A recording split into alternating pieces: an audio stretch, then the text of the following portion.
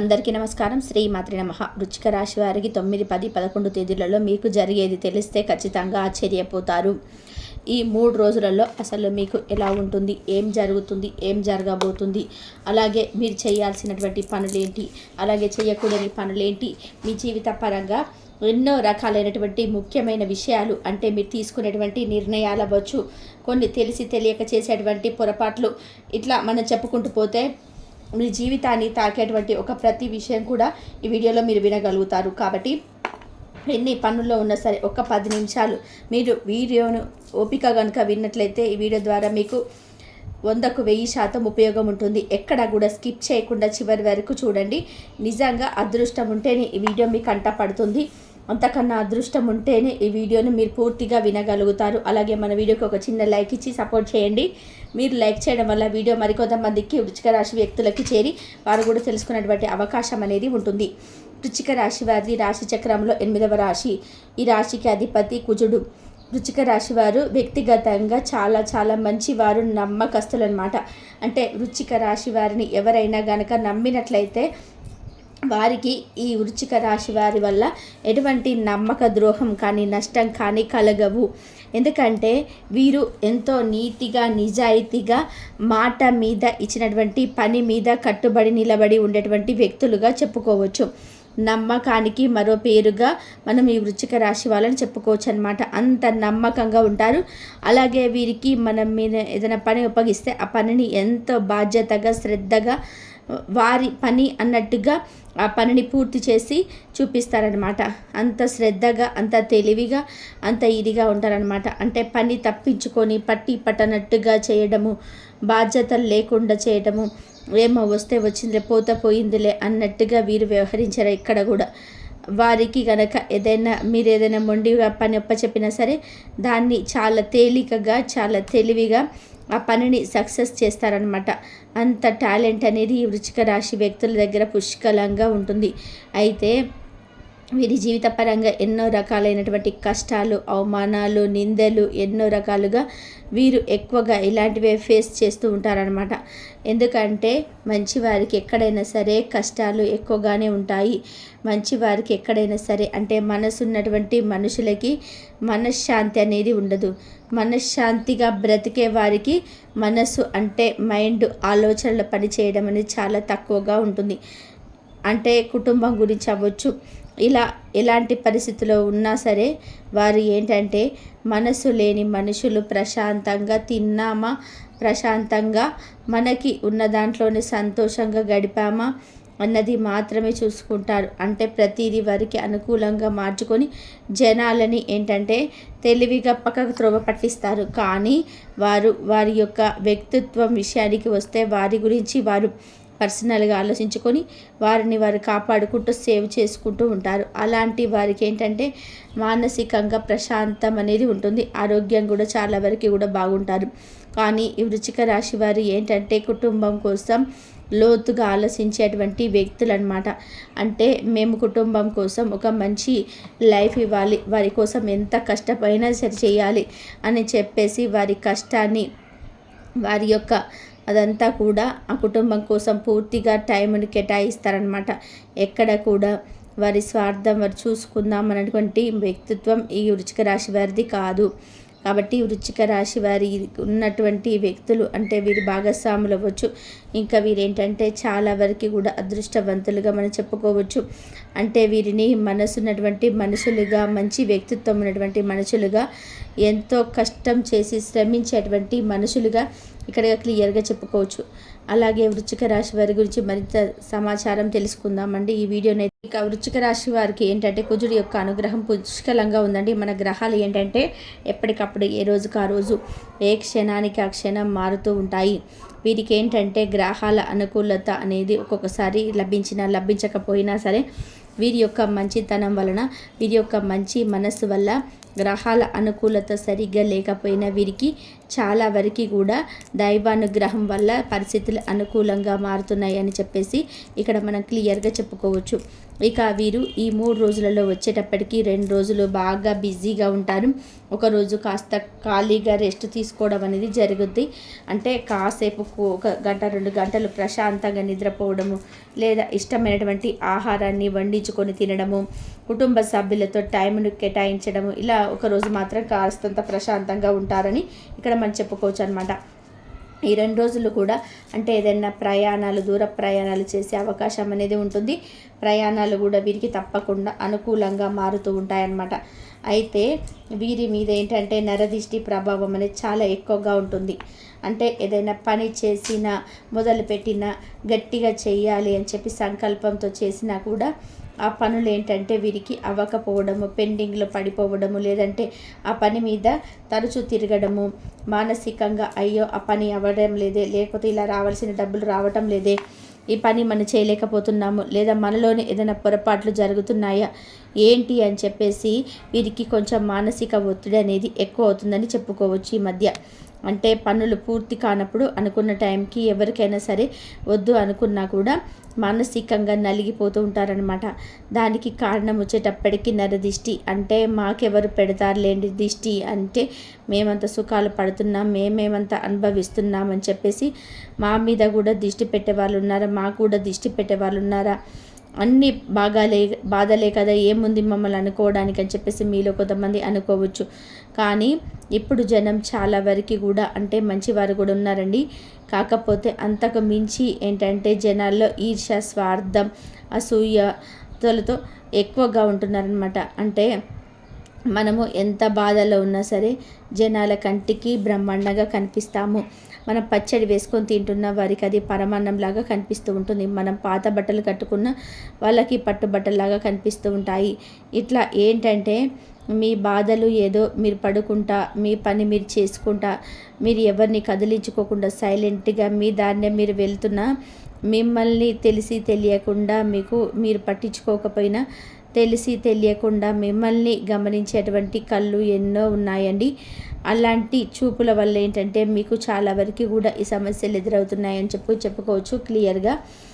ఇంకా మీకు అంటే మీ చుట్టూ తిరిగే వాళ్ళల్లో అవ్వచ్చు, మీకు నమ్మకంగా ఎవరైతే ఉంటున్నారో స్నేహితులు లేదా బంధువులు, ఇట్లా వీరిలో వాళ్ళ కూడా కొన్ని సమస్యల పాలవుతున్నారని చెప్పేసి ఇక్కడ మనం క్లియర్గా చెప్పుకోవచ్చు. అంటే వృశ్చిక రాశి వారి వ్యక్తిత్వం ఎలా ఉంటుందంటే నెమ్మదస్తులు. అంటే వీరి పని వీరు చేసుకుంటా నిదానంగా సైలెంట్గా వెళ్ళిపోతూ ఉంటారు. అలా ఉండటం వల్ల ఏంటంటే ఎదుటి వారికి అంటే మెతకగా కనిపించి వీరిని ఆడుకోవడం మొదలు పెడతారనమాట. అంటే వీరికి ఏదైనా సలహాలు ఇచ్చినా కూడా మన మాట వింటారు, మనం చెప్పినట్టుగా చేస్తారు అని చెప్పేసి ఏంటంటే వీరి చుట్టూ తన నమ్మకంగా ఉంటూనే నవ్వుతా తిరుగుతూనే వీరికి అనుకూలంగా సలహాలు ఇవ్వటము, వారికి ఉపయోగపడేలాగా నిర్ణయాలు ఇవ్వటము, వారికి అనుకూలంగా మార్చుకోవడం, ఇలాంటివి ఏంటంటే చేస్తూ ఉంటున్నారు.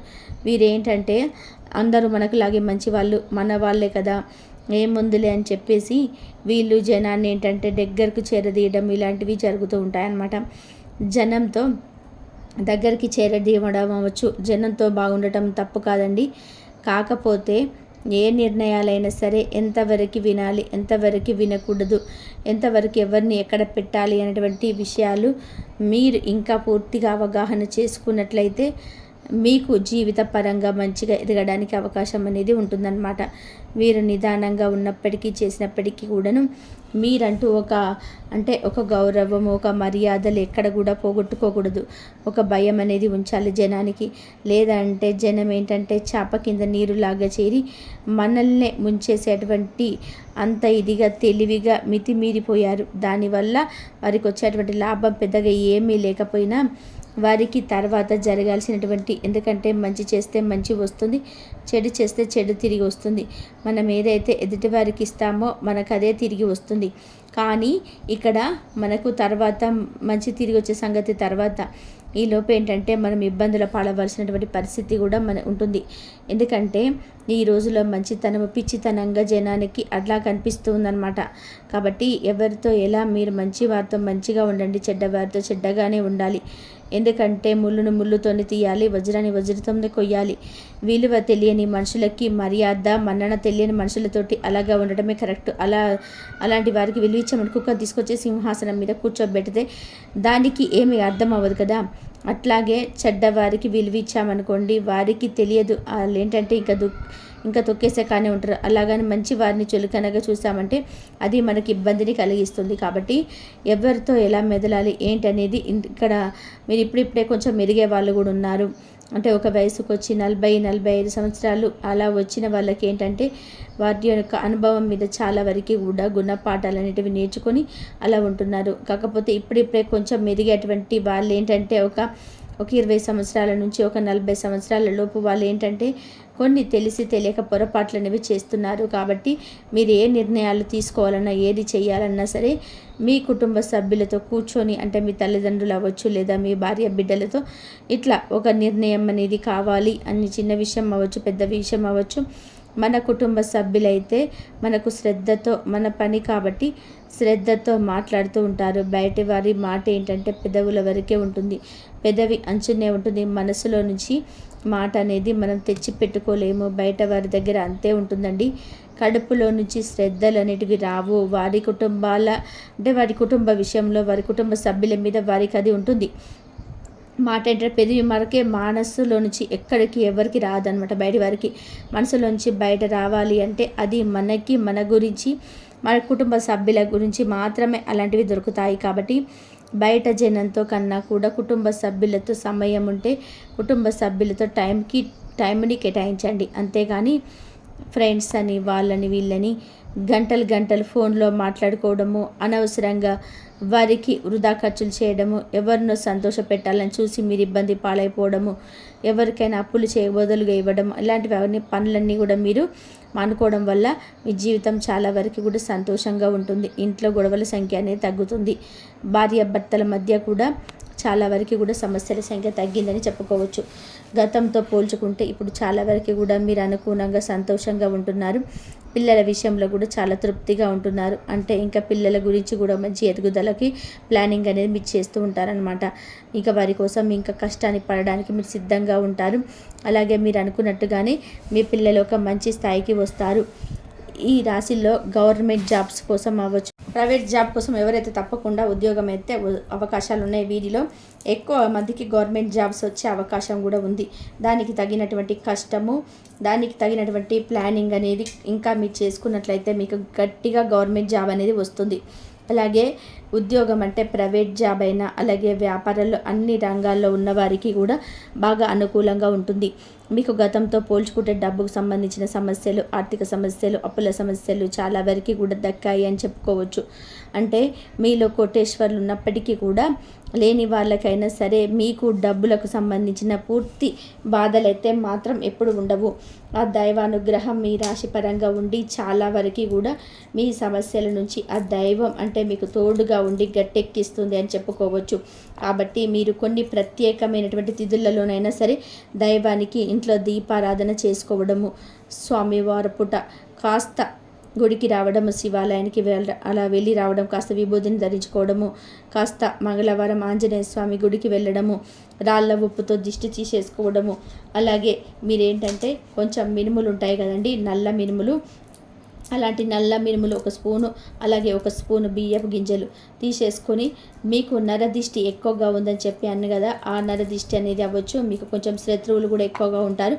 కాబట్టి మీరేంటంటే 1 స్పూన్ నల్ల మినుములు అలాగే 1 స్పూను బియ్యం తీసుకొని, మీ ఇంటి దగ్గర చెట్లు ఉంటాయి కదా, ఖాళీ ప్రదేశంలోనైనా కాస్త మట్టిని పక్కకు తీసేసి ఆ మట్టిలో వీటిని నల్ల మినుములని బియ్యాన్ని వేసేసి దానిపైన మళ్ళీ మట్టి కప్పేసి కాస్తంత పసుపు కుంకుమ చల్లి ఒక నిమ్మకాయని తల చుట్టూతో తిప్పేసుకొని, అంటే మీకు ఏదైతే ఉందో నరదిష్టి పోవాలి లేదా శత్రువులు ఎవరన్నా కూడా వారి వల్ల మాకు ఇబ్బందులు కలగకూడదు, మాకున్నటువంటి దరిద్రం అంతా పోవాలి, చెడు అంతా పోవాలి అని చెప్పేసి మీ తల చుట్టూత ఆ నిమ్మకాయను 4 సార్లు దిష్టి తీసేసుకొని అక్కడ పెట్టేసి మీరు వెనక్కి తిరిగి చూడకుండా ఇంటికి వెళ్ళిపోండి. ఇంటి లోపలికి వెళ్ళేటప్పుడు కాళ్ళు కడుక్కొని వెళ్ళండి. ఇలా చేయటం వల్ల ఏంటంటే మీ పరంగా ఉన్నటువంటి నరదిష్టి అవ్వచ్చు, లేదంటే శత్రువులు మీకు ఎవరైతే బంధువుల్లో ఉంటున్నారో మీ చుట్టూత ఏదైనా కానివ్వండి, అలాంటి చెడంతా కూడా పోయి మీకు దరిద్రాలన్నీ కూడా పోయి మీకు బాగా కలిసి రావడానికి అవకాశం అనేది ఉంటుంది. మీరు కోరుకున్నది కోరుకున్నట్టుగా జరుగుతుంది. కాబట్టి చిన్న పరిహారం చేసేయండి. ప్రేమికులకు అనుకూలంగా ఉంది. అలాగే వివాహాలు కాని వారికి కూడా మంచి అనుకూలమైన సంబంధాలతో వివాహం జరిగి వివాహ జీవితం అనేది బ్రహ్మాండంగా ఉంటుంది. చితక సమస్యలు వచ్చినప్పటికీ కూడా అవన్నీ కూడా దైవానుగ్రహం వల్ల పూర్తిగా తొలగిపోతాయి. మీరు నమ్ముకోవాల్సింది తప్పకుండా దైవాన్ని, మీ కష్టాన్ని నమ్ముకోండి. మీకు తిరగనేది ఉండదు. ఇలా మీకైతే బ్రహ్మాండంగా ఉందండి. ఈ 3 రోజులు కూడా ఎలాంటి ఇబ్బందులు లేవు. కాబట్టి అలాగే కుటుంబం కోసం ఎంత కష్టమైన చేయాలి, వారి కష్టాన్ని వారి యొక్క అదంతా కూడా కుటుంబం కోసం పూర్తిగా టైంను కేటాయిస్తారనమాట. ఎక్కడ కూడా వారి స్వార్థం వారు చూసుకుందామనేటువంటి వ్యక్తిత్వం ఇప్పుడు ఈ వృశ్చిక రాశి వారిది కాదు. కాబట్టి వృశ్చిక రాశి వారు ఉన్నటువంటి వీరు భాగస్వాములు అవ్వచ్చు, ఇంట్లో ఉంటే చాలా వరకు కూడా అదృష్టవంతులుగా మనం చెప్పుకోవచ్చు. వీరిని మనసున్నటువంటి మనుషులుగా, మంచి వ్యక్తిత్వం ఉన్నటువంటి మనుషులుగా, ఎంతో కష్టం చేసి శ్రమించేటువంటి మనుషులుగా ఇక్కడికి క్లియర్గా చెప్పుకోవచ్చు. అలాగే వృశ్చిక రాశి వారు మీరు పూర్తిగా అవగాహన చేసుకున్నట్లయితే మీకు జీవిత పరంగా కూడా మంచిగా ఎదగడానికి అవకాశం అనేది ఉంటుందన్నమాట. మీరు నిదానంగా ఉన్నప్పటికీ చేసినప్పటికీ కూడాను మీరంటూ ఒక గౌరవం, ఒక మర్యాదను ఎక్కడ కూడా పోగొట్టుకోకూడదు. ఒక భయం అనేది ఉంచాలి జనానికి. లేదంటే జనం చాప కింద నీరులాగా చేరి మనల్నే ముంచేసేటువంటి అంత ఇదిగా తెలివిగా మితిమీరిపోయారు. దానివల్ల వారికి వచ్చేటువంటి లాభం పెద్దగా ఏమీ లేకపోయినా వారికి తర్వాత జరగాల్సినటువంటి, ఎందుకంటే మంచి చేస్తే మంచి వస్తుంది, చెడు చేస్తే చెడే తిరిగి వస్తుంది. మనం ఏదైతే ఎదుటి వారికి ఇస్తామో మనకు అదే తిరిగి వస్తుంది. కానీ ఇక్కడ మనకు తర్వాత మంచి తిరిగి వచ్చే సంగతి తర్వాత ఈలోపు మనం ఇబ్బందుల పాలవ్వాల్సినటువంటి పరిస్థితి అనేది ఉంటుంది. ఎందుకంటే ఈ రోజులలో పిచ్చితనంగా జనానికి అలా కనిపిస్తూ ఉంటుందన్నమాట. కాబట్టి ఎవరితో ఎలా ఉండాలో అలాగే ఉండండి. ఇంతవరకు చూసినందుకు ధన్యవాదాలు.